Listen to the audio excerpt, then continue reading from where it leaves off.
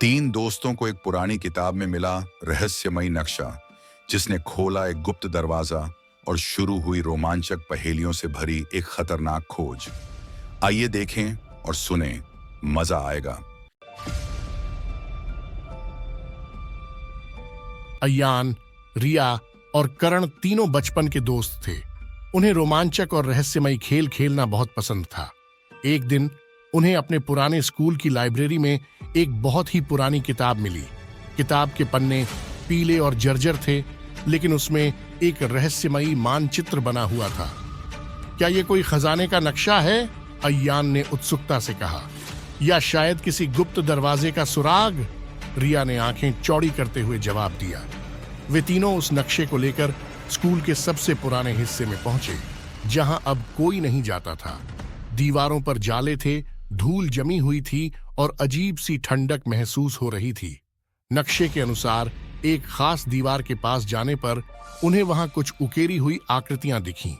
करण ने उत्सुकतावश दीवार पर हाथ फेरा और अचानक एक पत्थर दब गया। क्लिक! धीरे धीरे एक गुप्त दरवाजा खुल गया। दरवाजे के पीछे एक संकरी और अंधेरी सुरंग थी। तीनों ने एक दूसरे को देखा और बिना सोचे अंदर चले गए। अंदर जाते ही दरवाजा अपने आप बंद हो गया। उनके दिल की धड़कन तेज हो गई।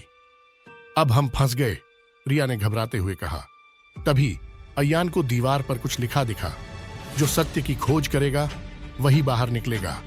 वे आगे बढ़े और उन्हें एक पुरानी लकड़ी की मेज मिली, जिस पर 3 ताले लगे हुए थे। मेज पर एक पहेली लिखी थी, मैं हमेशा चलता हूं पर कहीं नहीं जाता, बताओ मैं कौन हूं? समय! करण चिल्लाया। पहला ताला खुल गया।